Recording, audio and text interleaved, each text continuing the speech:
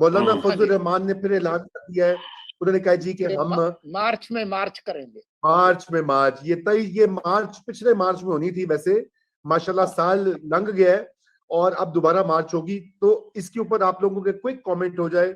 मैं तो इनकी बातों पे यकीन करना छोड़ दिया हुआ है। बहरहाल आप लोग ज्यादा समझदार हैं, इसलिए हमें समझाइए। तो जी सौरवर्दी साहब से स्टार्ट करता हूँ, फिर सोलंकी साहब।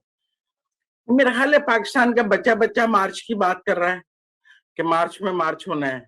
तो अगर पीडीएम कर रही है तो ऐसी कौन सी बात है, ये तो मार्च में मार्च की तो बात तो खुलेआम हो रही है पाकिस्तान में, और सभी कह रहे हैं कि मार्च में मार्च होगा और मार्च तक माहौल बन जाएगा मार्च का, और सब उस माहौल को बनते भी देख रहे हैं और सब उस माहौल को देख भी रहे हैं। आप देख रहे हैं कराची में एमक्यूएम और नून लीग इकट्ठे बैठे प्रेस कॉन्फ्रेंस कर रहे होते हैं और पीटीआई आउट होती है, इधर चौधरी नाराज बैठे हैं, उधर जीडीए नाराज बैठी है। तो मेरा जाती तौर पे ख्याल है कि ये स्ट्रेटेजिकली मार्च रखा गया। एक तो वेदर के तौर पे मार्च ठीक था, दिसंबर जनवरी नहीं था। फिर उन्होंने कहा है कि हम सूबाई हेडक्वार्टर्स पे एक जलसा कर लेंगे, उससे पहले कोई एक सुप्रीम कोर्ट बार वगैरह के साथ सेमिनार कर लेंगे, यूं 5-6 हफ्ते गुजार लेंगे। तो मार्च में मार्च इज अ गुड ऑप्शन, और वो इब्तदाई तौर पे 3 दिन बैठने का इरादा है, फिर आगे देखेंगे क्या होता है। ये मौसम आपने फिजिकल मौसम कहा या इस्तारे के तौर पे इस्तेमाल किया? देखिए ना, वो वाला मौसम भी तो पाकिस्तान में फिजिकल मौसम इतना इम्पोर्टेंट नहीं है, हमारे यहाँ सब काम इस्तारों पे हो रहा है। अच्छा ठीक है जी सोलंकी साहब। जी सोलंकी साहब आप बताइए जरा। देखें, जहां तक 23 मार्च को इस्लामाबाद के अंदर मार्च का ऐलान जो किया है मौलाना फजल रहमान ने, वो कह रहे हैं बुध के रोज है 23 मार्च, तो फिर जुमेरात आएगी, जुमे की नमाज भी उधर ही इकट्ठे पढ़ेंगे। तो कम से कम 3 दिन का प्रोग्राम तो अभी सामने आ गया है। लेकिन सवाल यह है कि अगर आपने इस हुकूमत को हटाना है या उसके खिलाफ एहतजाज करना है, तो उसके लिए मार्च का इंतजार करने की क्या जरूरत है? आप ये कहेंगे कि जी अभी सर्दियां हैं बहुत ज्यादा, तो हम मार्च नहीं कर सकते। चलें जी, सर्दियां गुजर जाएंगी, फरवरी में खत्म हो जाएंगी। मार्च में जो है वो गर्मियां इतनी सर्दियां नहीं होंगी। लेकिन 23 मार्च तकरीबन मार्च का इख्तिताम है। फिर कोई हफ्ते डेढ़ बाद जो है 2-3 अप्रैल के बाद जो है वो रमजान शुरू हो जाएगा। तो जाहिर है रमजान के अंदर भी कोई तहरीक नहीं शुरू हो सकती। तो जैसे ही रमजान खत्म होगा तो इंशाल्लाह गर्मियां जो है अपने जोबन के साथ आएंगी। फिर गर्मियों के अंदर कोई तहरीक नहीं चल सकती। फिर इसका मतलब है कि फिर अक्टूबर का इंतजार करेंगे। उसके बाद तो वैसे इलेक्शन का टाइम हो जाना है। तो मैं मेरी समझ से बालातर है ये सारा इनका जो किस्सा है। लेकिन एक बात जो अहम है वो ये है कि मुझे लगता है कि उन्होंने इस्तीफे का जो मामला है उसको भी टाल दिया है और मार्च तक इंतजार भी करना है, मार्च के अवाखिर तक।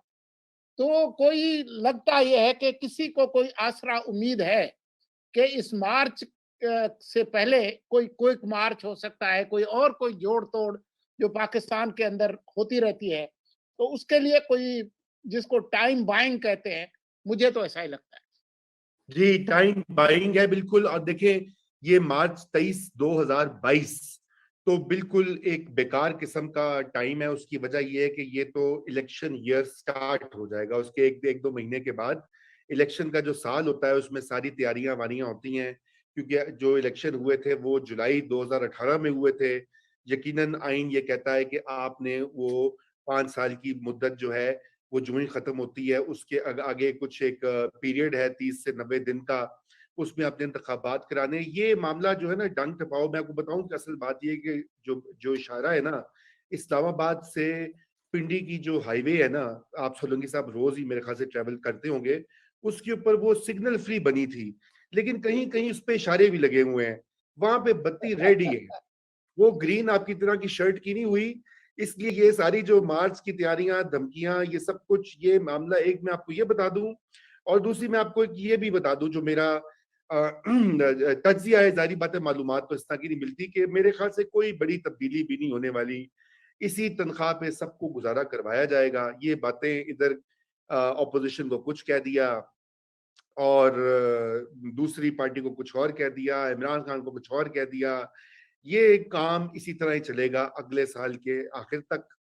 और जहाँ पे बड़े बड़े फैसले होने हैं, बड़ी बड़ी तकर्रियां होनी है, तैनातियां होनी है, तो इसलिए मेरा ये ख्याल है कि ये कुछ इसमें ज्यादा अब लोगों को जो है ना, ये जो जो कयास आराइयां हैं कि जी ये बस गए कि गए और खत्म हो गया मामला, तो ये कुछ नहीं होने वाला, ये इसी तरह ही चलेगा। इसलिए सब इसी पर गुजारा करें और IMF के अगले शराइत का इंतजार करें। जी, तो आप तो रूमी साहब डिप्रेशन फैलाते हैं और सिर्फ आपका काम है डिप्रेशन फैलाना, और जो है ना, और आपको खास जो है, देखिए हम आपसे मुत्तफिक नहीं है।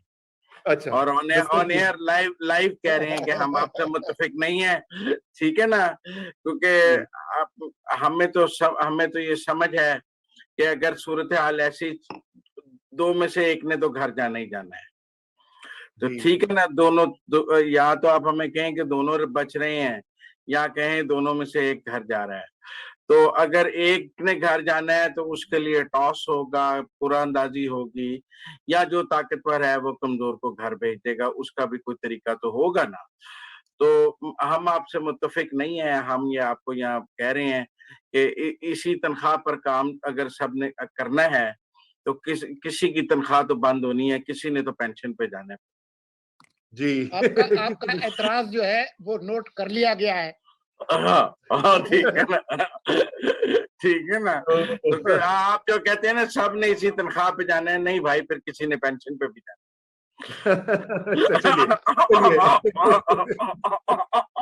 ठीक है, मेरे ख्याल से खालिद अमीन फारूकी साहब हमें ज्वाइन कर रहे हैं। मैं उससे पहले चाहता हूँ कि एक परवेज खटक साहब की वीडियो जो भी बड़ी वायरल हुई है, जिसमें उन्होंने इंटरव्यू किया है, उन्होंने कहा कि भाई सियालकोट का जो वाकया था, अच्छा उससे पहले भी, ये तो हम खालिद साहब आएंगे उनसे बात कर लेंगे। एक और टॉपिक है जो मैं भूल जाऊंगा क्योंकि वक्त हमारे पास बड़ा कम है, और वो ये है जनाब कि ये जो आज शौकत सिद्दीकी साहब भी पेश हुए, सुप्रीम कोर्ट की 5 मेंबर जो बेंच है जो उनकी अपील सुन रही है सुप्रीम जुडिशियल काउंसिल के फैसले पे, वहां पे उन्होंने बड़ी ड्रामाई बातें की।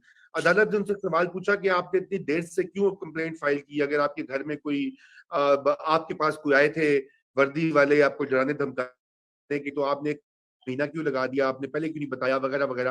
उन्होंने कहा जी आप, मैं सच कह रहा हूँ, आप मुझे फांसी दे दें अगर देना चाहते हैं। तो ये ड्रामाई सूरत हाल जो चल रही है, काफी महीनों के बाद अपील भी टेकअप हुई है उनकी, शौकत साहब की।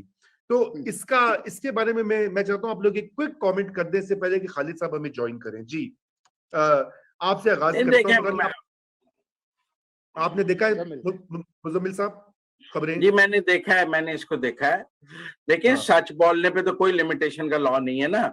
अब आप कल को कहेंगे कि आपने जो है देर से सच क्यों बोला है, लिहाजा आपका सच सच नहीं माना जाएगा, ये तो कोई बात नहीं है। या तो सुप्रीम कोर्ट ये होल्ड कर दे कि आइंदा से 1 माह बाद सच बोलने की कोई इजाजत नहीं होगी, और जो सच भी 1 माह बाद बोला जाएगा उसको सच तस्वर नहीं किया जाएगा। और अगर जो शौकत सिद्दीकी साहब ने अगर कोई बर वक्त उस पर एक्शन नहीं लिया, तो हम अक्सर हैरासमेंट के विक्टिम्स बर वक्त नहीं लेते हैं, और ताकतवर के खिलाफ कई लोग बाद में सच बोलते हैं। तो मेरा मतलब सच की अपनी एक अहमियत है और टाइमिंग की अपनी एक अहमियत है। उन्होंने अपनी जजी गंवाई है, वो कोई बेनिफिशियरी थोड़ी है इस सच के। ये बात करने के एवज जो शौकत अजीज सिद्दीकी ने कुर्बानी दी है, उनका और राना शमीम का केस भी डिफरेंट है। राना शमीम साहब ने तो रिटायरमेंट के बाद सच बोला है, उन्होंने इन सर्विस सच बोला है, उसके नतीजे में उन्होंने अपनी जजी गवाई है, पेंशन गवाई है, सब कुछ गवाई है। तो इसलिए मैं समझता हूं कि इस तरह उनको रेडिक्यूल करना ठीक नहीं है। और हमने देखा है कि इसी बेंच ने काजी ईसा को भी इसी तरह रेडिक्यूल किया था और उनके बारे में। और लेकिन मैं समझता हूं कि जो वो बात कर रहे हैं उसकी तहकीक होनी इंपॉर्टेंट है। ये इंपॉर्टेंट नहीं है कि उन्होंने 1 महीने बाद बोला है या 2 महीने बाद बोला है। रजा आप म्यूटेड हैं। माजरत चाहता हूं, काजी फायज ईसा साहब को तो नहीं निकाल पाए ना, देखिए लेकिन रेडिक्यूल तो करते रहे ना बंदियाल साहब, ऐसे ही जैसे आज शौकत सिद्दीकी करते रहे हैं, वैसे ही सरीना ईसा को भी करते रहे और काजी ईसा साहब को भी करते रहे। चले वो, लेकिन आप सोलंकी साहब का कमेंट ले लें, फिर इसके ऊपर हम इसको रैप अप करते हैं। जी सोलंकी साहब। देखें जी, मुझे नहीं पता कि सच क्या है। इल्जामात हैं और संगीन इल्जामात हैं जो लगाए हैं सिद्दीकी साहब ने, और ये अफसोसनाक बात है कि इसकी कोई तहकीकात नहीं हुई। अब सुप्रीम कोर्ट ट्रायल कोर्ट नहीं है, तो सही। अगर वो, ये अलग बात है कि मुझे ऐसा लगता है कि नवाज शरीफ के केस में वो बन गई थी, जो कि नहीं होना चाहिए था। तो उसकी कोई तहकीक नहीं हुई, और अगर ये सच है जो इल्जाम उन्होंने लगाया, तो इसमें अदालत को ये कहते हुए कि जी आपने फला वक्त सच क्यों नहीं कहा था, अदालत को खुद भी देखना चाहिए कि आपने कितनी देर लगाई खुद उसकी अपील सुनने में। क्या जो इंसाफ की ताखीर है वो इंसाफ की नफी नहीं है? तो जी ये जी। खुद भी अदालत को भी सोचना चाहिए। मेरे पास कोई सबूत नहीं है उनकी बेगुनाही या उनके कसूरवार होने का, लेकिन ये हकीकत के उस पे कोई तहकीक और तफ्तीश नहीं हुई, ये एक बहुत ही एक अफसोसनाक अमर है। और ये कोई बात नहीं है कि जी आपने फला वक्त सच क्यों नहीं बोला और फला वक्त क्यों नहीं बोला। बहुत सारे लोग तो जो है वो अपने किरदार की कमजोरी की वजह से और दबाव की वजह से, मुख्तलिफ हालात की वजह से नहीं बोलते हैं। तो सच पे टाइम स्टैम्प की लिमिटेशन लगाना, ये कोई इंसाफ नहीं। मैं चलते चलते बस आप दोनों की बात को मैं इजाफा ही करूंगा। मैं इत्तेफाक करता हूँ बहुत हद तक। मेरे ख्याल से किसी के पास भी सबूत नहीं है, जाहिर बात है, इसीलिए उसकी तहकीकात और अदालती कार्रवाई अपील उन्होंने इसलिए की है ताकि जो है उनका मौकफ भी सुना जाए, कानून भी अप्लाई हो।